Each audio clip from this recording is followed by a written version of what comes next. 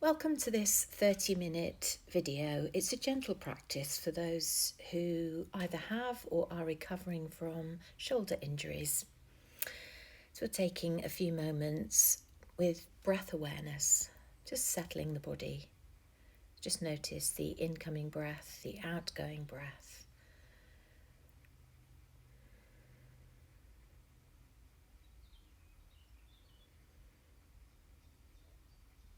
The gentle breath.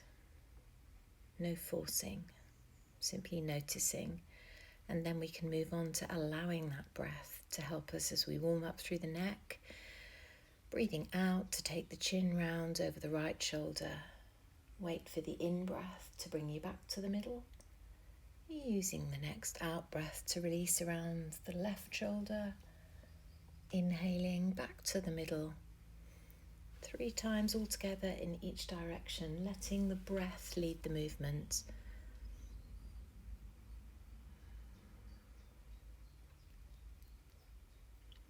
Be aware of the pauses between the breaths, so we're not rushing from one to the next. Aiming for this movement to be smooth and fluid, just like the breath. As you go around to the left on that third occasion, we come back to the middle, settle the ears above the shoulders, the crown reaching upwards. And breathing out to release right ear towards right shoulder. Use the in-breath to help lift you back up to the middle. Exhaling, left ear towards left shoulder. Breathing into the middle. 3 of those all together in each direction. Still allowing the breath to lead the movement. Not pushing any deeper into these side stretches than a simple hint of stretch to be felt on the open side of the neck.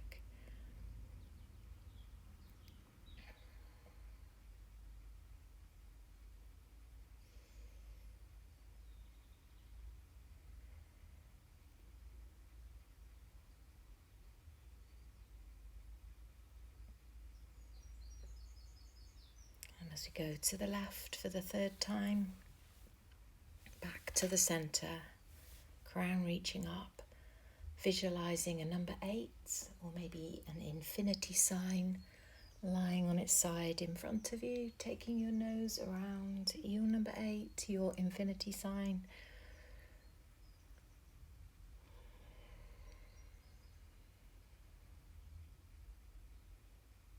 And keeping at the right size, number 8, for your neck.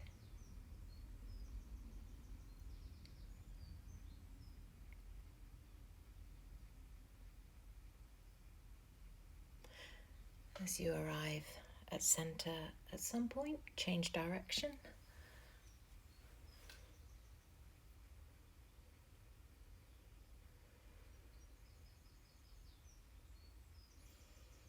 And when you think you've done about the same number of rotations in each direction, come to a stop, move into the shoulders and take some up, back, round and down movements, undoing type movements, feeling into how the shoulders are right now.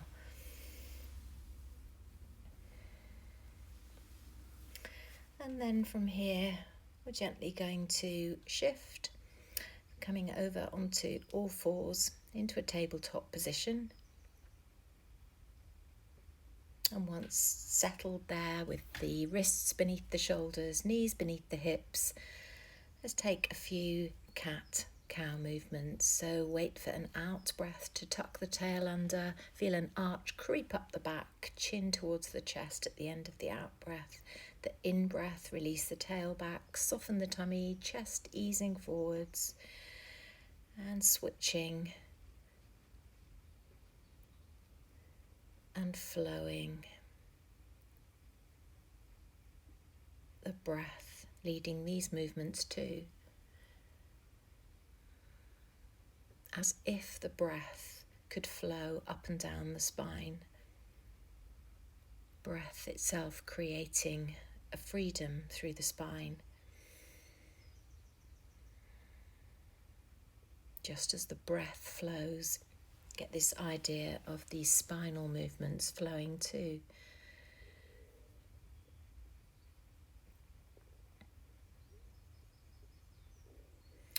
And then easing from here into a tiger balance. Let's extend the right arm forwards and the left leg back, using the left hand and the right knee for support. Hold it for a breath or so and then switch to the other diagonal. So left arm, right leg extending, breathing, holding, and then coming back to all fours, easing back into a child's pose. Arms wherever you need them to allow the shoulders to be happy. From there, coming back up, using an in-breath, come to the all-four position and immediately stretch right arm and left leg in opposite directions. Breathing out, returning to child's pose. Inhaling, we push back up to your tabletop and extend left arm, right leg into that tiger stretch. Exhaling, gently back into child's pose. Waiting for the next in-breath to push back up again through tabletop. Extending right arm, left leg in opposite directions. Exhaling back to the ground in child. Inhaling, returning, tabletop. Extending left arm, right leg. Exhaling, returning to the ground.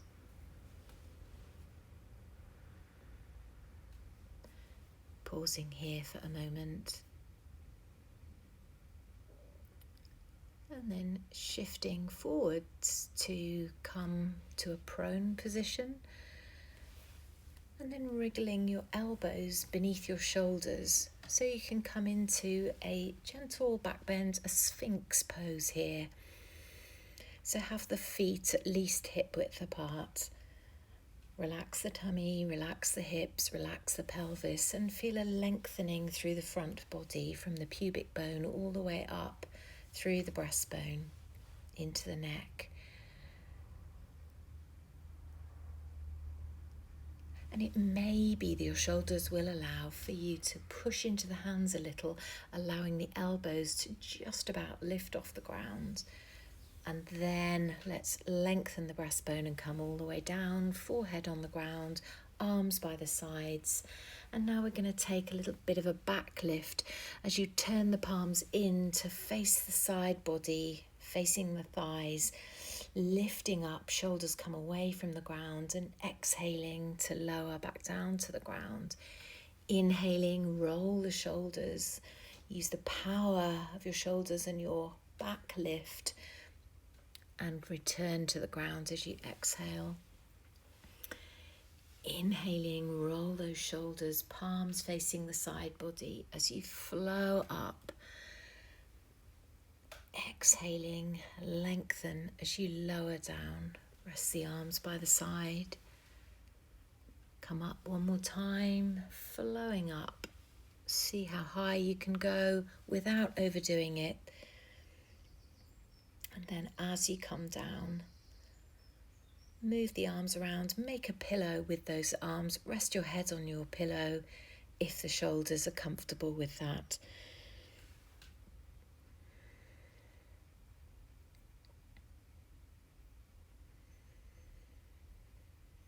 A few breaths rest here.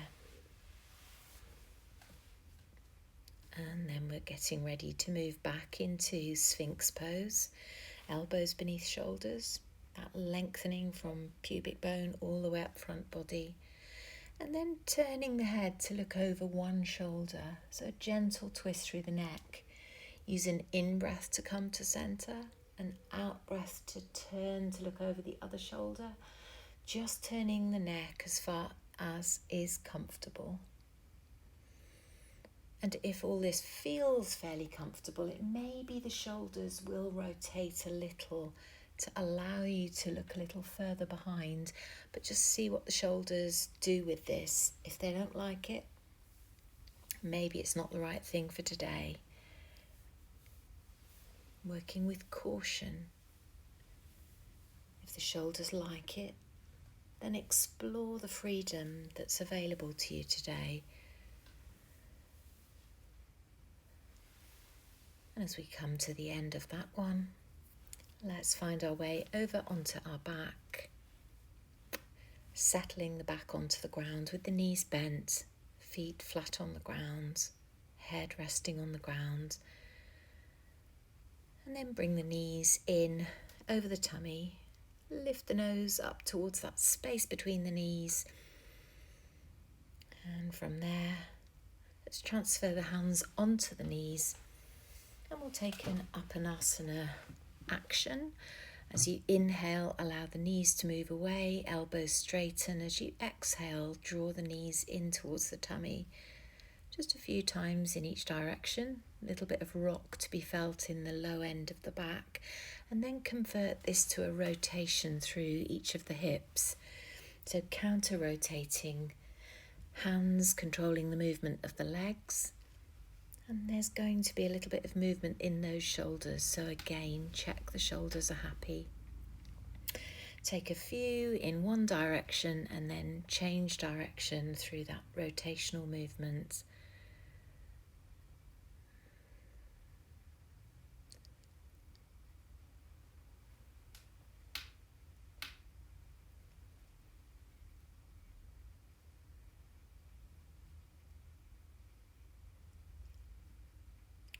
Gently releasing the feet back to the ground, arms by the sides. And here really feeling that connection between feet and ground, beginning to wake up the toes.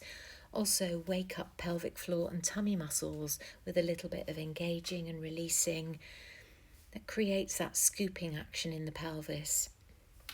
As you shift the weight into the feet, allow the very tail end of the spine to begin to peel away from the ground and then release back down again.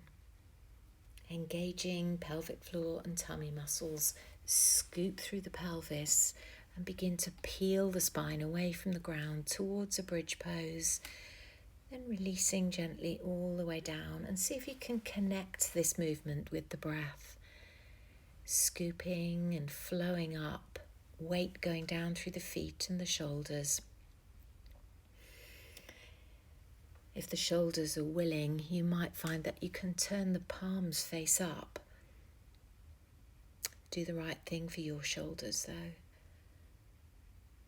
Maybe you can hold a bridge and breathe away there.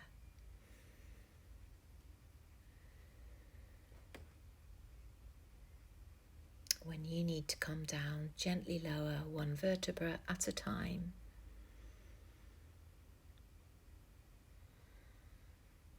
And then how about we take the outside of the right ankle and place it on top of the left thigh so the right knee sticks out towards the right, and take a rock across the back of the pelvis like you're massaging over that sacroiliac area. Starting off with really tiny movements side to side, and if those are comfortable, allow those movements to become a little bigger as you travel a bit further across the back of the pelvis, maybe moving from one hip to the other.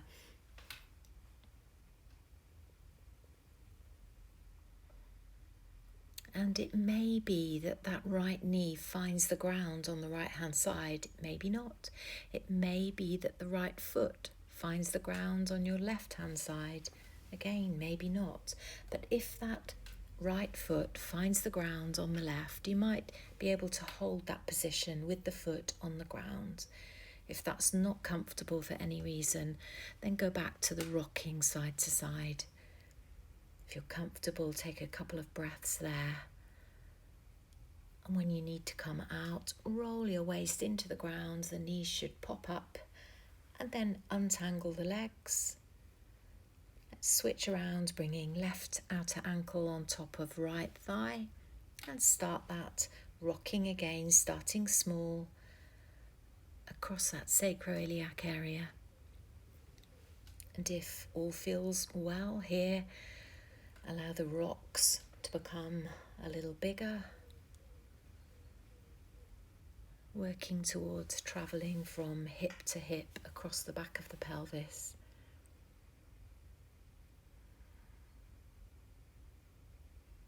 Noticing again whether that left knee finds the ground on the left-hand side or the left foot finds the ground on the right-hand side. And if you don't make contact with the ground, don't worry about it. Continue rocking side to side. But if that left foot finds the ground on the right, maybe it feels good to hold that posture. Notice how you feel throughout the body. A few breaths.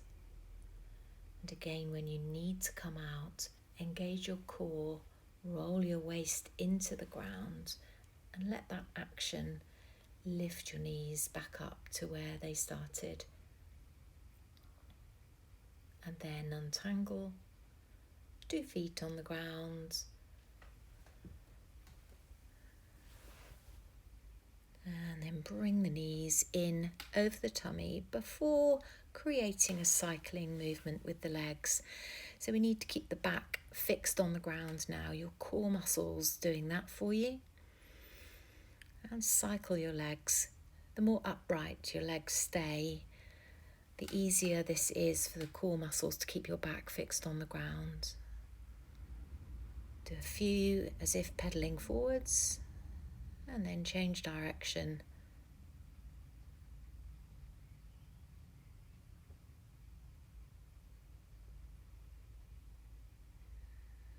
And when you come to a stop, wrap the nose up towards the knees and then roll over onto one side with the knees really well bent, sliding the arms out in front of you.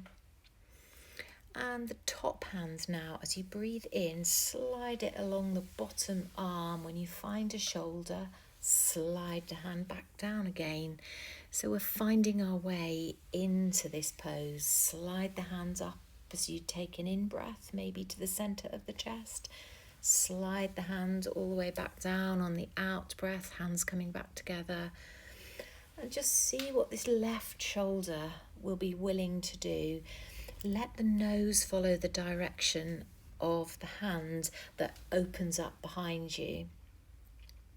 And it may be that you end up with the hand that's travelling all the way across the collarbones. You might find that arm unfolds and settles down on the ground behind, and the nose pointing along that outstretched arm. If the shoulder's not ready for that today, then just go into that kind of opening effort as much as shoulder will allow. So we're trying to stay away from pain, moving towards that place of tolerable discomfort that we call edge, but not going too far into your edge, certainly not going beyond. When you've enjoyed enough on one side, let's switch over, roll over to the other side. And now we have a new hand. As you inhale, slide that hand up the lower arm as far as the shoulder or the middle of the chest. Exhaling, slide it back down again, in and out. Working out what this right shoulder is willing to do. And it may be that that right arm can unfold along the ground. In and out.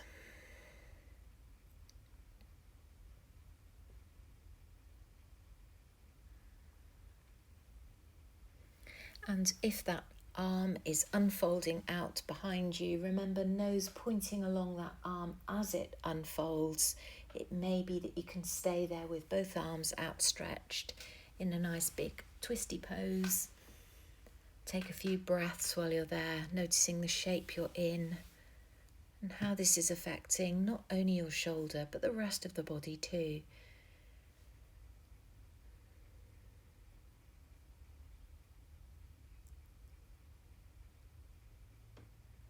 When you think you've held this one long enough, gently bring those knees back up to the middle. Scoop the legs in over the chest. Again, lift the nose up towards that space between those knees.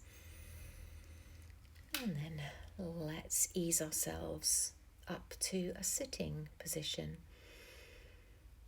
So we'll come to a sitting position where the knees are bent, feet flat on the ground, and we can take the hands behind the backs of the thighs. Coming into a boat pose here.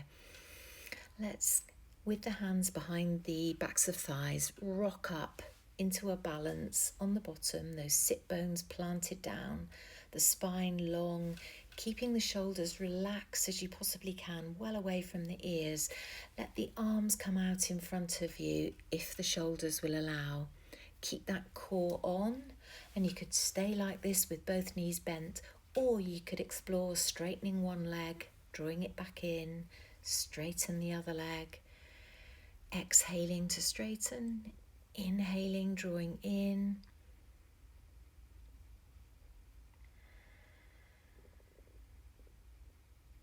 aiming to build the length of time that you can tolerate being in boat pose, either with legs alternating or keeping the knees bent.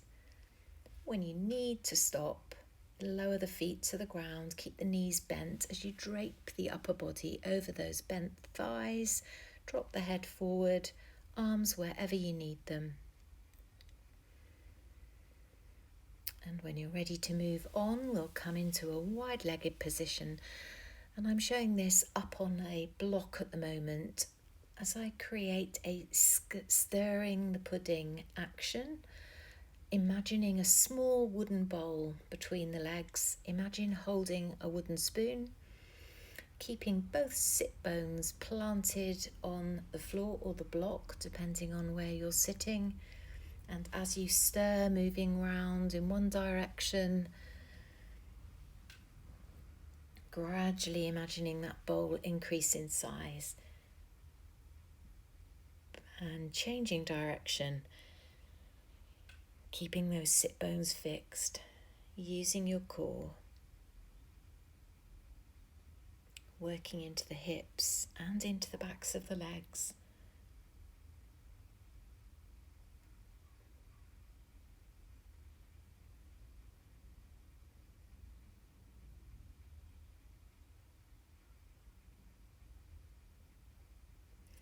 And as you come to a stop there,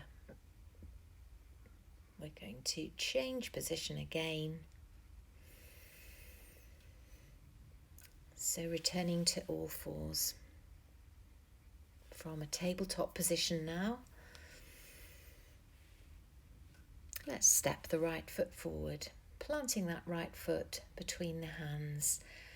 So we're going to do a bit of a rocking backwards and forwards now as we get into the front of the left hip here and then into the back of the right leg. So as you rock slightly forward, feel a stretch in the front of the left thigh, left hip as you gaze forward, and then shifting the bottom back, stretching into the back of that right leg. It may be the right toes come away from the ground. A few in each direction here as you explore some stretches, front of left, back of right. Then tucking the left toes under. Feel the knee lift away from the ground as you reach the heel back. Crown reaching forwards. Feeling the leg, the back leg, your left leg active. Returning that knee to the ground, stepping back into all fours and taking the left foot forward so we can create the stretch on this side. So as we rock forward, feel a stretch in the front of the right thigh and hip. As you rock the bottom back, and feel the stretch in the back of the left leg. And if you lift the left toes, you might feel that stretch a bit more intensely. So if it feels like your arms aren't long enough when you take this pose, if you have a couple of blocks beneath your hands, it can make those arms feel a little longer. Tucking the right toes under, feel the knee lift away from the ground. Feel this a little bit more strongly. And when you've held that long enough, let's step forward into forward fold. Drop the head, soften through the neck, relax through the shoulders as much as possible. Perhaps even hold the opposite elbow to really let go through the shoulders. Maybe have a wriggle off through the legs. Nod the head yes, shake the head no. Be as loose as you can through the upper body from the hips down to the elbows. And then coming out of this in the best way you know for your back, all the way up to standing tall, rolling off through the shoulders if that's helpful. And then make your way now to face the short edge of the mat, arms by the sides, and we're going to come into a chair pose. So with the hands at the crease at the top of the thighs, bend the knees, ease the bottom back, bringing the spine to about 45 degrees to the ground. And then we're going to reach the arms forwards if the shoulders are willing, before then folding into forward fold. Coming out of that, bend the knees really well, switch on your core, reach forward, push up, relax the arms. If you prefer to keep your hands on your hips as you do this, then do that. That might be better for your shoulders. If you're able to reach the arms forward any amount, then do that. Bend the knees really well. Spine coming 45 degrees to the ground as you come into your chair pose. As the bottom reaches back and the arms reach forward, they counterbalance one another. And when it's time to tip over into your forward fold, you can lower the arms, drop the head, lift the tail.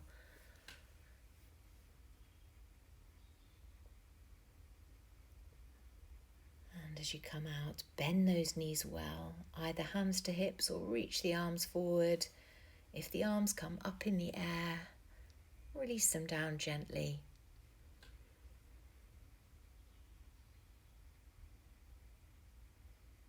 Have a little shake off if you need before coming to the back edge of the mat.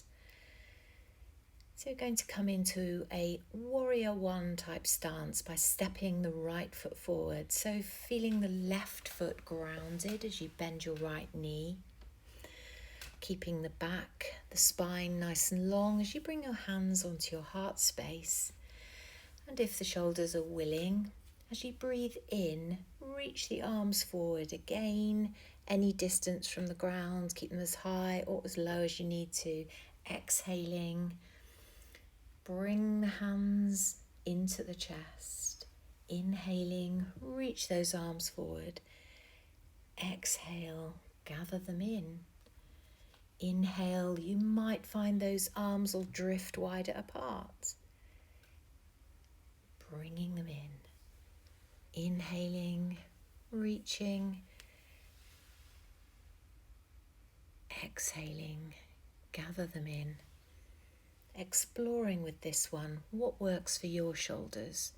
When you need to stop, step back, back edge of mat, back to symmetry before stepping the left leg forwards, softening that left knee, right heel on the ground, spine upright, inhaling to drift forward, exhaling, gather the hands back to the chest, inhaling, reaching forwards, exhaling, drawing the hands back over the heart space. Inhaling, reaching forwards and maybe a little wider. Exhaling, drawing back in. Playing with this, what works for your shoulders.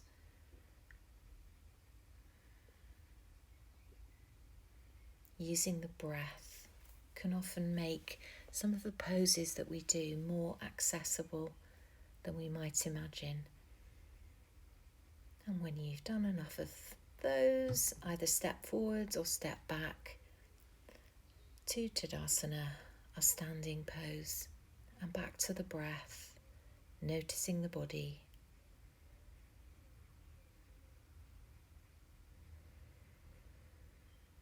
Completing our practice. Namaste.